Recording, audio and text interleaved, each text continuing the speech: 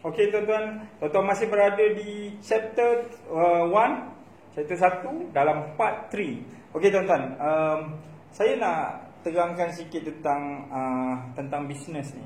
Tentang bisnes ni, kalau kita nak cerita ni terlalu panjang kan tuan-tuan. Tapi saya tentang benda ni penting tuan-tuan. Sebab saya tak nak tuan-tuan tanam pokok, buat fertigasi tetapi tak tahu nak jual. So kita kena jadi usahawan tani. Kita bukan nak jadi satu orang, apa orang kata, cuma ramai orang yang sebenarnya pandai menjual, menanam, tetapi dia tak pandai nak memasarkan barangan dia sendiri tuan-tuan. Jadi saya nak sebutkan, kalau kita cerita tentang bisnes saja, ada satu orang yang saya fikirkan tentang guru saya lah, seorang Indonesian. Sebenarnya dia, saya pernah jumpa dengan dia. Dan dia sebutkan bahawa kalau you nak berjaya dalam bisnes ni tak susah, dia kata. You kena kuasai 3 ilmu ni. 3 ilmu ni apa? Ilmu satu, nama dia ilmu barang, ilmu barang. 2, ilmu dagang, ilmu dagang. 3, ilmu orang, ilmu orang. Apa maksud ilmu barang? Tuan-tuan nak jual apa? Tuan-tuan nak jual apa? Tuan-tuan nak kena faham dulu apa yang tuan-tuan nak jual. Barang apa tuan-tuan nak jual? Berapa tahan dia? Berapa lama dia? Siapa yang sebenarnya yang nak beli barang kita? Dan kita kena faham tentang ilmu barang ni.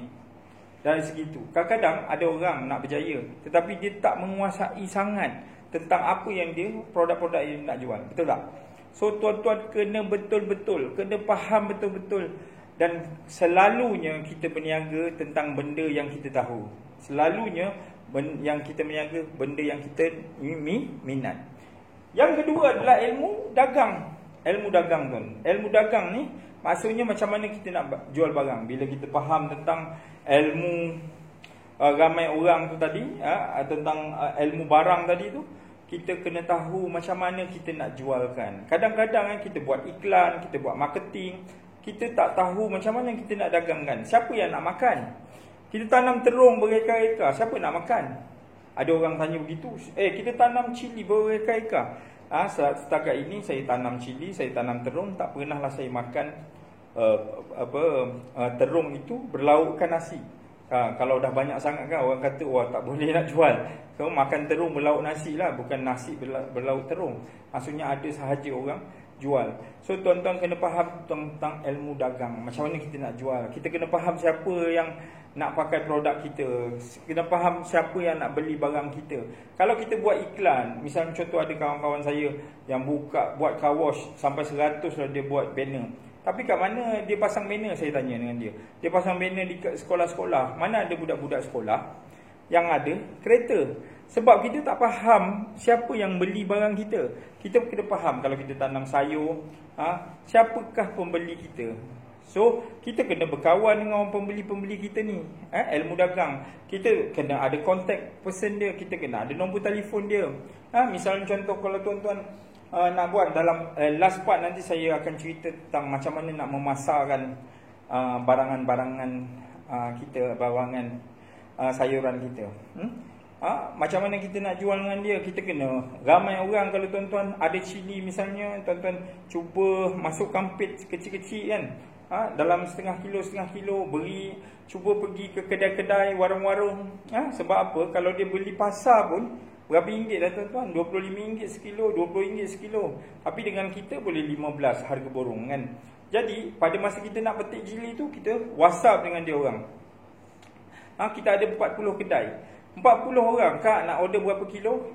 Kak nak apa? Ambil gambar sikit cili. Berapa orang? Tak sampai pun tuan-tuan ke pasar, tuan-tuan dah habis dah nak jual. So tuan-tuan kena faham tentang ilmu dagang. Ilmu dagang. Ingat, ilmu barang, ilmu dagang. Yang ketiga adalah ilmu orang. Macam mana nak berunding. Kita tak boleh hidup sendiri. Kita kena ada pekerja, kita kena ada pengurus, kita nak ada orang yang kita jumpa untuk kita jual. So kita kena faham macam mana ilmu perundingan, berunding tentang pekerja, berunding dengan supplier, berunding dengan penjual yang kita nak buat. Saya tak boleh lama tuan-tuan, tapi saya nak fahamkan tuan-tuan konsep tentang bisnes. Sebab apa? Saya nak jadikan tuan-tuan usahawan tani, bukan sahaja pekebun ataupun petani kecil-kecilan. Okey, faham ya tuan-tuan? So untuk perniagaan kita perlu ada 3 step ini, iaitu kita kena pandai cari duit. Step yang pertama, bila kita berhenti kerja, kita kena pandai cari duit. Ramai orang pandai cari duit, tapi tuan-tuan ingat tak, sebenarnya tuan-tuan masih sibuk lagi. Sebab apa? Sama macam tuan-tuan masa dekat office. Sebab apa? Tuan hanya pandai mencari duit. Tuan-tuan tak pandai lagi untuk mencari projek buat duit. Sebab untuk lebih lama ataupun level yang kedua, orang yang pandai cari duit pun sebenarnya dah kadang-kadang dah kaya. Tapi ini adalah level orang pandai cari duit. Kalau nak kaya lagi, kena pandai cari projek buat duit. Dan yang kali lagi, kena pandai cari orang yang buat duit untuk kita. Itu level yang ketiga. So tuan-tuan dekat level yang mana sekarang ni? Tuan-tuan hanya pandai cari duit ke? Ataupun tuan-tuan dah pandai cari projek untuk buat duit? Ataupun tuan-tuan hanyalah pada level ketiga, iaitu maksudnya pada level yang pertama. Okey tuan-tuan, bisnes ni ada 3 jenis, sama macam tadi: cash business, secure business and commercial business. Cash business is a cash business, business yang kita ada cash, macam kedai runcit, kedai potong, kedai gunting rambut, semua tu adalah cash business. Cash business kita tak boleh kaya sebab margin dia kecil. Tapi macam mana nak untung? Cash business untung dia bukan pada margin, tetapi untung cash business adalah the power of cash. Berapa banyak kita punya power cash untuk, misalnya kalau tengok Jekyll, saya berikan contoh lah. Jekyll, kaya dia macam mana? Dia jual banyak-banyak baju, 1 juta satu hari. Dia pergi convince dengan bank, dan bank hanya beri pinjam kepada 2 orang. Orang kaya dengan orang nampak kaya. Tetapi kebanyakan dekat kampung-kampung, kita dapat cash, kita letak, kita tak masuk dalam bank, dan akhirnya kita beri kepada supplier kita. Semua sekali kita kumpulkan duit untuk orang lain. Tuan-tuan, tu tak boleh. Itu cash business. Commercial business adalah bisnes yang berkala, tetapi margin dia besar. So tuan-tuan boleh pilih, misalnya contoh, maksudnya dah boleh pilih dah bisnes-bisnes yang berskala besar, commercial, misalnya buat rumah ataupun buat filem, ataupun apa tu tuan-tuan ada kontrak untuk catering. So benda-benda yang projek. Okey, ini samalah pandai cari projek, betul tak? Yang ketiga adalah kena pandai, this is a commercial business. Secure business. Akhirnya sebenarnya tuan-tuan, ada kita jumpa orang, dulu aku kaya, sekarang aku tak ada apa-apa. Kenapa? Sebab apa? Dia hanya mencari duit. Sebenarnya kita perlu mencari as a secure business. Secure business as a land and properties, tuan-tuan. Ingat tuan-tuan. So ini yang saya masukkan. Konsep yang kedua tentang bisnes. Konsep yang ketiga, bisnes tuan-tuan kena faham yang ini, iaitu tanaman serai, tanaman pisang dan tanaman mangga. Tanaman serai ini seperti case bisnes kita. Tengok serai, tak kenal tak serai? Maksudnya akar dia berserabut. Dia kalau kita tanam, risiko dia tinggi. Kalau kena banjir sikit, habis semua satu kebun.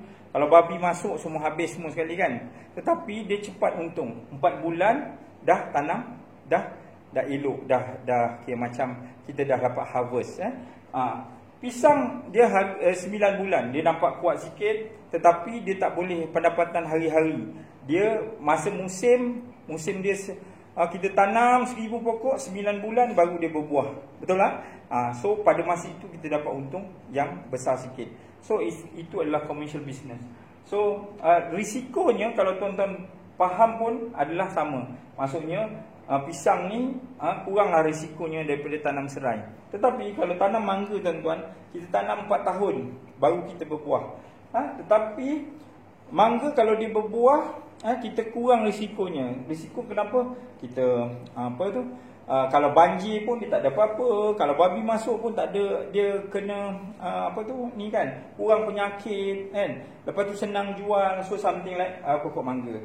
Tetapi sebelum tuan-tuan tanam semua ni, tanam pokok mangga, boleh celah-celah kita tanam pokok pisang dengan pokok serai. Adakah pokok mangga yang kita tanam 4 tahun tu tak berikan apa-apa kepada kita?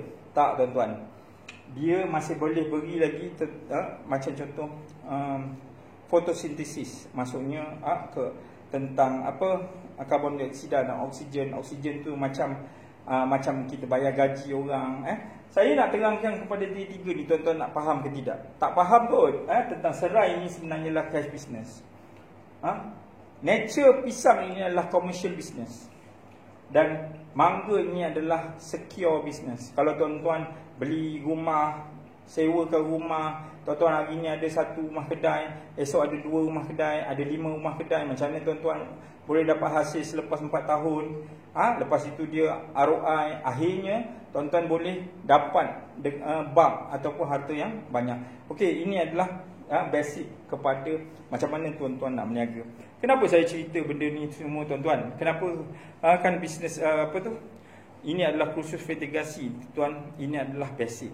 Sebenarnya apa yang kita nak masuk, tuan-tuan, hari ni masuk dengan saya pun saya faham untuk bagaimana nak mencapai ataupun mendapatkan pendapatan lebih daripada sistem mitigasi, sistem tanaman sayur dan yang lain-lain. Okey, kita pergi kepada part yang seterusnya nanti selepas ini. Terima kasih. Jumpa lagi saya pada sesi yang akan datang sekejap je lagi. Sabar. Okey, assalamualaikum warahmatullahi taala wabarakatuh.